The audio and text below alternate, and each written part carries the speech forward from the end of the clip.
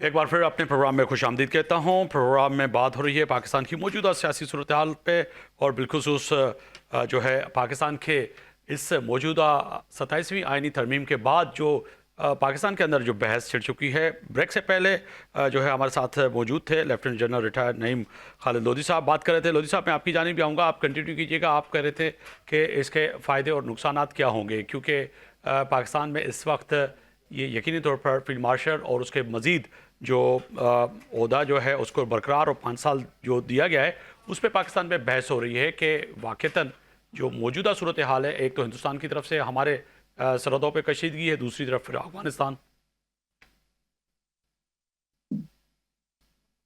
जी ये तो वो तो हमने बात कर ली कि जी ये ऑपरेशन एफिशिएंसी से पैदा होगी और ज्यादा मजबूत तरीके से यूनिटी ऑफ कमांड से आगे चलेंगे। तो मैं बता रहा था आपको कि 4 4 स्टार तो डेफिनेटली इनके नीचे होंगे, एयर चीफ, नेवल चीफ और vice chief of army staff.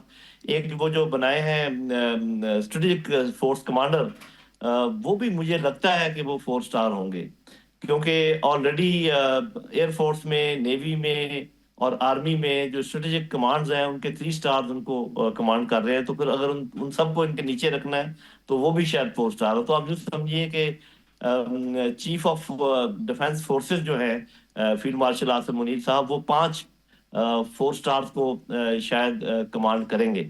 अब लोग खदशे का इजहार करते हैं कि जी इससे चले, ये तो बात ठीक है कि एफिशिएंसी भी आएगी और यूनिटी ऑफ कमांड भी होगी, लेकिन इसमें कुछ खदशात भी हैं।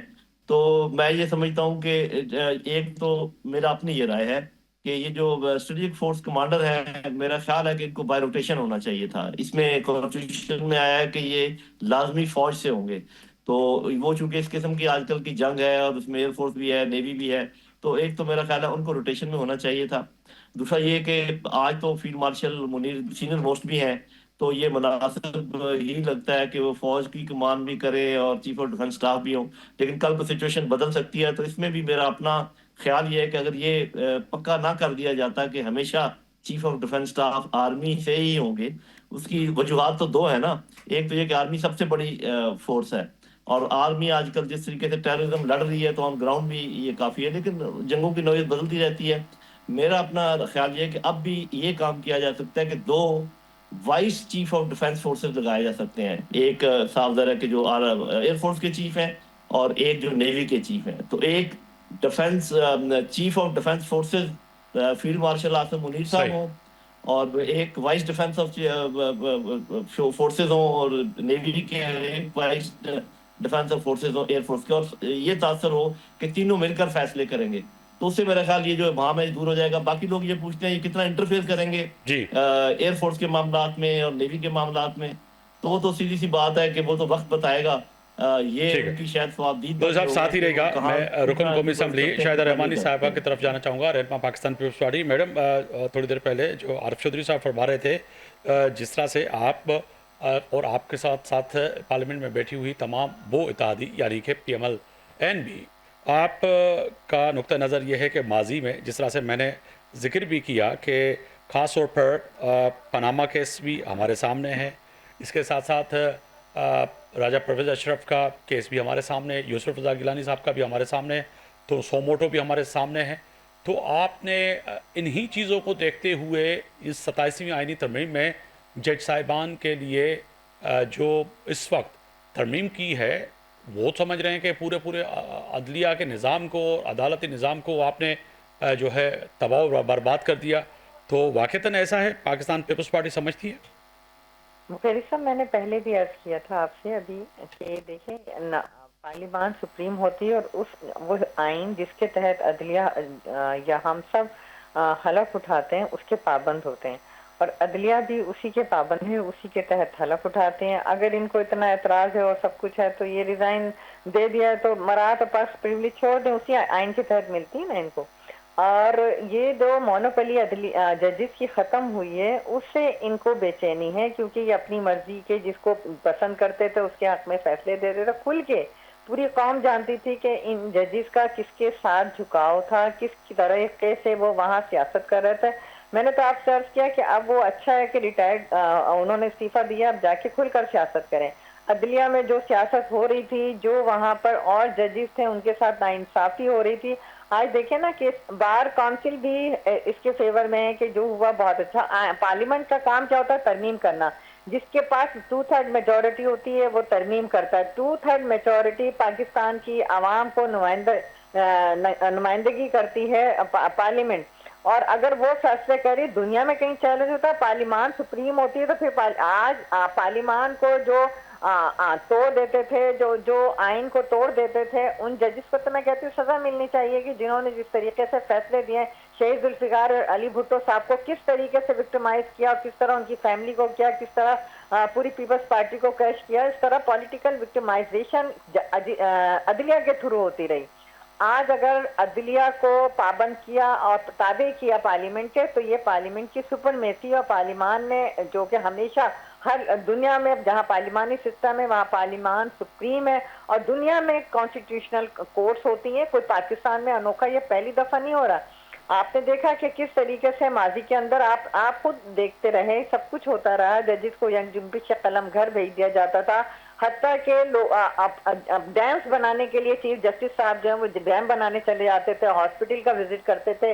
इस तरह की लीडरशिप के बारे में रिमार्क्स किए जाते थे जिससे उनकी तमाम सियासी अनाद मुखालफत जो है वो नजर आ रही होती थी। और फिर यही नहीं बल्कि आपके तमाम ब्यूरोक्रेसी को बुला के, जिनका काम है कि काम करना, उनको बुला के जो जलील किया जाता था, जिस तरीके से उनके कामों में मुदाखलत की जाती थी हम सब के सामने। तो अगर अदलिया ने पार्लियामान ने अदलिया को कहा कि जी ये डोमेन है और उसमें आपने काम करना, तो इसमें कौन सी गलत बात है? आपकी जो चली आ रही थी एक दूसरे के साथ भाई बंदी करके आप आपस में समीउल्लाह कलीमुल्लाह खेल रहे थे, वो चीज खत्म हुई है। अब जो है मेरिट पे काम होगा, मेरिट पे अदलिया काम करेगी। तो इसमें तो कोई ऐसा सच नहीं है। वही आइन जो है हमें इजाजत देता है जिसके ऊपर काम किया। तो आइन के हमें वो सबक पढ़ा रहे हैं, वो बात कर रहे हैं जो कि जनरल मुशर्रफ के दौर में वजीर रहे, वो सबक पढ़ा रहे हैं कि जिन्होंने आमिरों के दौर के अंदर जो है वजारतों को एंजॉय किया है, अटॉर्नी जनरल रहे। ये सब कुछ तो हमने देखा है। ठीक तो है। आज अब वो आप लोग जो आइन आप क्या तोड़ते समझती हैं हैं, मैडम? आज चलो कोई ठीक है, इसका माना कि साथ माजी आप उनके माजी साथ तो सही था, माना कि लेकिन माजी अगर आइन माजी के आपके आइन की आपके नुक्ते नज़र से बालादस्ती के दागदार लिए है। माफ़ कीजिएगा, यहाँ पर बड़ा अहम सवाल है कि माजी जो है आपके नुक्ते नज़र से दागदार है। चाहे शहीद जुल्फ़िकार अली भुट्टो की उस फांसी से लेकर तमाम वज़ीर आज़म जो उनका आपने जिक्र किया, चाहे वो नवाज शरीफ साहब हों, फिर जो है जो हमारे आसिफ अली जरदारी साहब हों, मोहतरमा बेनज़ीर भुट्टो, राजा परवेज अशरफ हो, राजा परवेज अशरफ हो, यूसुफ रज़ा गिलानी हो, फिर नवाज शरीफ हो। मोहतरमा बेनज़ीर भुट्टो साहब सारी जिंदगी इन्हीं अदालतों में झूठे मुकदमात को फेस करती रही। अब क्या होगा? अदालतें अब क्या सुनने होगा? को तैयार नहीं थी। अब आप पुरुमीद हैं कि अब जो ये 27वीं आईनी तरमीम में जो आप अमेंडमेंट करके और अब आई हैं, तो अब आने वाले वक्त में क्या होगा? देखिए, मैं समझती हूँ कि अब पाकिस्तान का मुस्तकबिल रोशन है। एक तो आपने देखा कि वो जजेस जिन्होंने 58(2)B को एक शानदार कारनामा अंजाम दिया था, बताया था, वही 58(2)B को ख़त्म करके सदर आसिफ अली जरदारी साहब ने पार्लियामान को अपने तमाम तर इख्तियारात दिए और 2008 से लेकर आज तक पार्लियामान तसलसल के साथ काम कर रही है। ख्वाह कितने ही तहफ़्फ़ुज़ात हों इलेक्शन नताइज पर, लेकिन पाकिस्तान पीपल्स पार्टी, चाहे वो 2018 के इंतखाबात हों, 13 के हों या 24 के हों, पीपल्स पार्टी ने जमहूरियत को डिरेल होने की कोई साजिश का हिस्सा नहीं बनी। माजी में भी ये देखा गया है, माजी में भी ये देखा गया है जब नेप बनी तो उस वक्त आप और खास तौर पर पाकिस्तान पीपल्स पार्टी की क़यादत सदर मुग़ररत आसिफ अली जरदारी साहब की तरफ से बड़े अहम बयान थे कि जी नेम के इस कवानीन में तरमीम करें, इसको थोड़ा चेंज करें, वही आपके गले में पड़े। ऐसा तो नहीं होगा कि आने वाले वक्त में ये 27वीं आईनी तरमीम पीपल्स पार्टी और PMLN के गले में पड़े? देखिए ना, हमने तो माजी में भी जब हमारा मिसाक़ जमहूरियत हुआ CAD, तो हमने उसमें ये तय किया था कि हम जो है कॉन्स्टिट्यूशनल कोर्स भी बनाएंगे, नैप को भी ख़त्म करेंगे, 62, 63 का भी खात्मा होगा।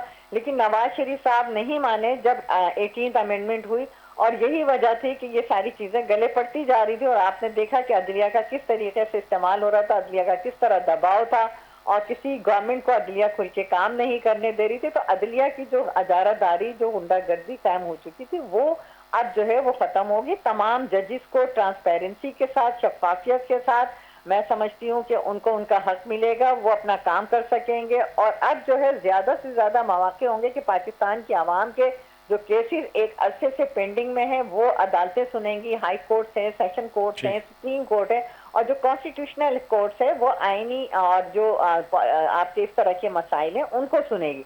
आपने देखा कि माजी में क्या होता था कि इस तरह की जब इशू आते थे पॉलिटिकल, तो उसे पॉलिटिकल विक्टिमाइजेशन की जाती रही। ठीक है मैडम, साथ ही रहेगा। मैं आरिफ चौधरी साहब की तरफ जाऊंगा। चौधरी साहब, आप इत्फाक करते हैं मैडम गेरी के आने वाले वक्त में जो है बड़े मौके होंगे, इंसाफ मिलेगा, अदल जो है बिल्कुल हर किसी के साथ इक्वल होगा, किसी पार्टी के या किसी शख्सियत की इमा पे नहीं होगा। मगर माजी में जो उन्होंने जिक्र किया है, मगर मैंने भी एक सवाल आपके सामने भी रखना था, बड़ा अहम सवाल है कि माजी में जब ऐसी अदालतें बनी और ऐसे कानून बने, वही कानून जो है, जैसे देप की बात करें तो आसिफ अली जरदारी साहब कहते रहे कि ये आगे जाके हमारे गले में पड़ेगा, और वो पड़ा। और सबसे ज़्यादा जो है विक्टिम जो है पाकिस्तान पीपल्स पार्टी और PMLN के ही अरकान जो है वो सामने नज़र आए। तो आगे जाके आपको लग रहा है कि ये 27वीं आईनी तरमीम में जो तरमीम की गई है, ये भी जो है PMLN और पीपल्स पार्टी के गले में पड़ सकती है? मैं आपको एक अर्ज करूं कि जब बेनजीर साहबा, मोहतरमा बेनजीर साहबा वहाँ लाहौर में आई एक केस भुगतने के लिए, जी। तो सामने डीबी में, तो मेरा उनसे तारुफ कराया गया बार काउंसिल के मेंबर के हवाले से खोसा साहब ने और इस्राज आसद साहब ने। तो मैंने उन्हें कहा, मैडम ये जो आज जो कुछ हो रहा है ना, इसे कहते हैं ई हमा आबुर्दा तुस्त, यानी यू आस्क फॉर इट। अच्छा, वो कह रहे थे कि जब मैं इसका मतलब समझाएं, मैंने कहा मतलब ये है कि जिस वक्त आपको चाहिए था कि आप एक ट्रांसपेरेंट अंदाज से जुडिशरी बनाते और ऐसे जजेस लाते जो बिल्कुल किसी पार्टी के साथ उनकी ताल्लुक ना होता और बहुत ज्यादा दयानतदार और शफाफ किरदार के होते, तो वो जजेस जो थे वो आपके भी काम आते। चूंकि दुनिया में यही होता है, इंडिया में ऐसे हुआ था कि जब वो वही जजेस जो थे जिन्होंने इंदिरा गांधी को परेशान, कहती थी कि जनाब परेशान किया हुआ था, जब इंदिरा गांधी अपोजिशन में थी तो वो उसको यानी मदद कर रहे थे। तो असल में होता यह है कि जो इक़्तिदार में बैठा होता है शख्स, वो अपनी आंखें बंद कर लेता है और उसे कहते हैं मायोपिक। उसको नजदीक की चीजें नजर आती है, दूर की नजर नहीं आती। आप जिन लोगों को जजेस आप बनाया जा रहा है और जिस तरह की ये कोर्ट बनाई जा रही है, पहली बात तो यह है कि आपने सुप्रीम कोर्ट को खत्म कर दिया। सुप्रीम कोर्ट के ऊपर वो अदालत आपने आईनी अदालत बना दी, और आप दुनिया में किसी जजीरे के अंदर बंद नहीं है। पूरी दुनिया में ये तस्वर नहीं है। आईनी अदालत का मकसद ये होता है कि वो आईनी मुकदमे सुनती है, लेकिन वो सुप्रीम कोर्ट से मावरा नहीं होती, आबाद नहीं होती। आपने तो उनको, अब ये जो सबसे जितने केसेस है सारे के सारे आप वो जाएंगे आईनी अदालत के पास। उसकी वजह यह कि हर केस जो है उसमें कॉन्स्टिट्यूशन की वायलेशन का जिक्र होगा, चाहे वो टैक्स का है, चाहे वो कस्टम का है, चाहे जिस तरह की भी सिविल लिटिगेशन पार्टियों के दरमियान भी, और जब इदारा के दरमियान में आ जाता है तो उसको आप यदि इस अंदाज ये कल को देखें। मैं आप पहली बात तो ये कि ये ज्यादा देर टिकने वाली नहीं है। ठीक है सर, होगा क्या, नताइज क्या निकलेंगे? मुझे मुख्तसर ये वाइंड अप का कहा जा रहा है जी, मुझे वाइंड अप का कहा जा रहा है, मुझे ये नताइज क्या होगा? होश के नाखून लेने चाहिए, ये गुंडा। बहुत शुक्रिया आरिफ चौधरी साहब, माहिर कानून, आपने वक्त निकाला मेरे प्रोग्राम के लिए। Lieutenant general retired Naeem Khalid Lodhi साहब, दफाई तजिया निगार, आपका बहुत शुक्रिया। शाहिदा रहमानी साहिबा, रुकन कौमी असम्बली पाकिस्तान पीपल्स पार्टी, आपका बहुत शुक्रिया। तीनों मेहमानों का शुक्रिया तय है कि आज जो बड़े फैसले होते हुए नजर आ रहे हैं उस पर बात की, और ख़ास तौर पर 27वीं आईनी तरमीम के बाद पैदा होने वाली सूरत हाल, दो जज साहिबान की रिज़ाइन, और उसके बाद आने वाले वक्त में क्या इसके नताइज निकलेंगे, वो तो यकीननी फ़ैसला जो कल आने वाली नस्ल करेगी, और कल जो फ़ैसला होगा उस पर मेरी भी नज़र रहेगी, आपकी भी रहेगी। आफ्ताब मुगरी को कल तक इजाज़त दीजिए। अल्लाह हाफ़िज़।